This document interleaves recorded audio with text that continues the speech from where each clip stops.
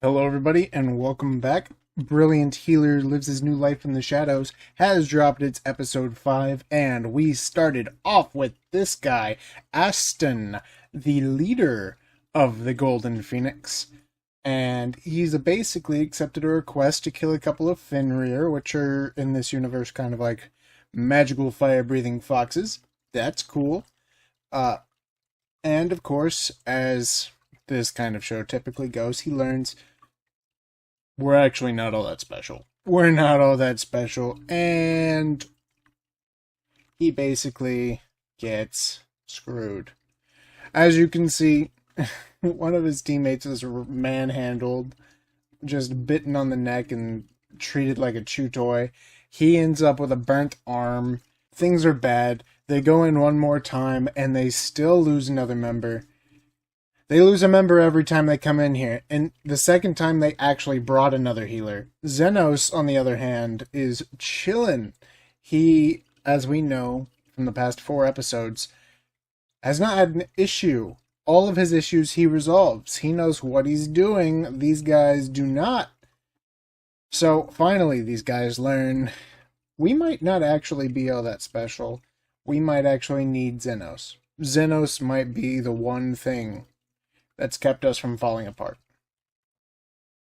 So they go and they try to find everybody that Xenos could possibly know. They go to the 3 gang leaders of the slums, because the people in the slums have leaders, and the leaders know everything. So they go find Zofia first, and Zofia says, "Hey, you're dumb." And then gives him this face. I love that face. Look at that face. She looks like she would kill someone for someone. You know, she looks like she would kill someone for Xenos. That is the kind of face a true delinquent makes. I'm telling you, true delinquent right here. She knows what she's doing. She's, huh? What'd you call me? Kind of face, you know, like, this is what you would expect looking at, like, any typical anime in modern setting when you're talking to a punk. This is that exact face. I love this face. And they go to Linga, and Linga's like, yeah, you guys are just toilet roaches. You're toilet roaches. At this point, I was starting to wonder if these guys were actually unable to be redeemed. Are they actually smart enough to say, well, we might not want to be looking for Xenos in quite the manner we are. Maybe we should just ask for a healer. I was asking myself, would they be smart enough to say something like that?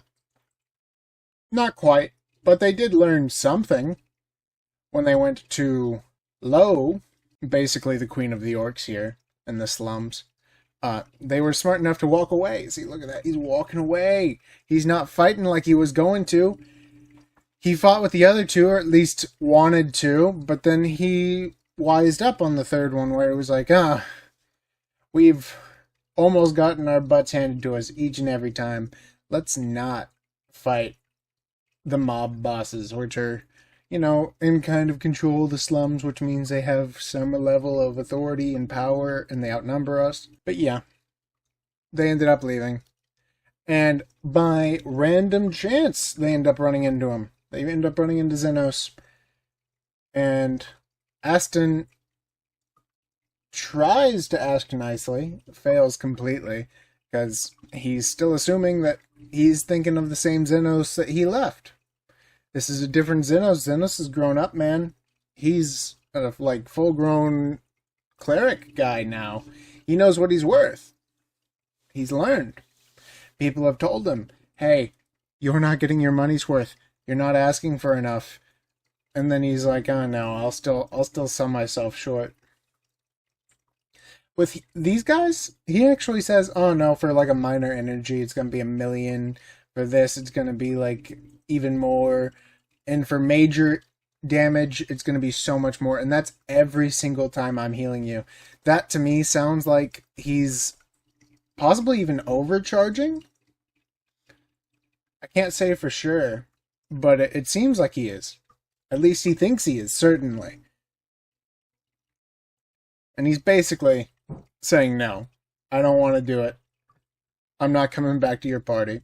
We all saw this coming. We knew this episode was going to be here. But what this episode sets up is the real question.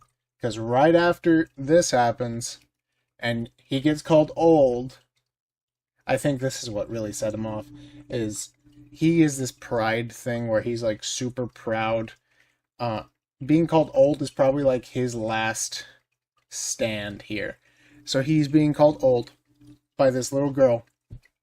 And he's like, I'm going to go to anyone and everyone, and I'm going to figure out how I'm going to get you to at least regret not wanting to be a part of my team again.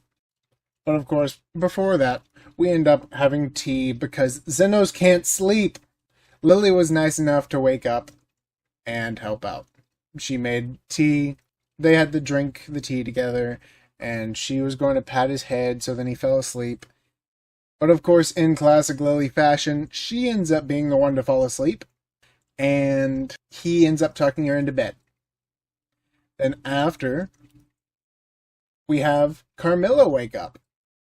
Or not wake up. We don't know if she sleeps. That's not entirely clear. And she says, oh, well, the only reason I woke up is because I was bored and because there was coffee or tea. Tea. How could I turn down a fresh cup of tea, freshly made by Lily? And it's really good that Carmilla happened to have waken up, because the teaser for the next episode, the cliffhanger for this one, is probably the best cliffhanger we've had. And that's coming from episode 3, where we had the gunshot. The only reason I didn't really care for the gunshot is because the pink mist.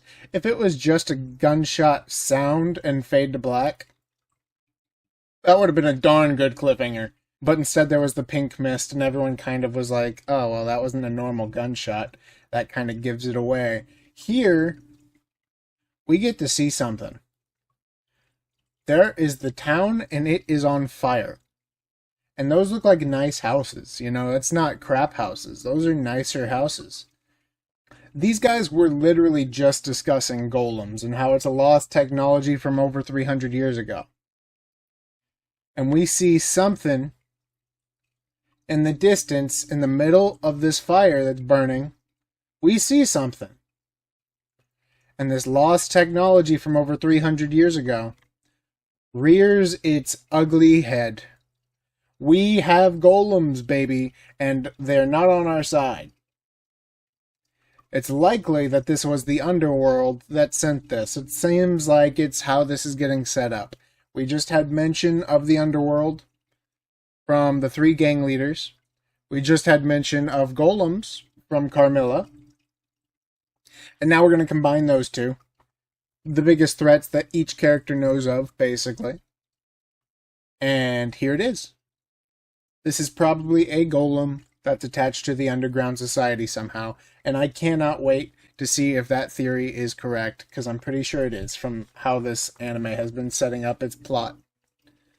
It's fairly straightforward, very easy to see how everything's coming. The cliffhangers, I can kind of already tell how this is going to go. They're going to have the gang leaders fight, and either the gang leaders are going to have a really easy time taking this out, or it's going to be one of those times where it's going to be everybody has to work together, and we need all the heals we can get.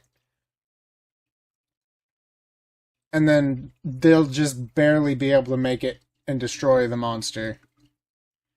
I'm pretty sure this is not going to be one of those times where it's make friends with the giant monster. From the way they describe golems is they have one task, and their task is ultimately do this thing or I will never stop. And I assume that this thing is to get revenge on Xenos for not joining the party and ruining the Golden Phoenix that Aston is so caught up in. Maybe the plan is even something as horrible as destroying the slums, so then Xenos no longer has any ties to it. It's not going to work, but it could be the plan. We'll see. What do you guys think the plan is? Why do you think this giant monster's roaming around? Go ahead and tell me in the comments. If you like this video, go ahead and like and subscribe, and I will see you in the next video. Have a blessed day. And while you're here, go ahead and check out this video to see what you might have missed.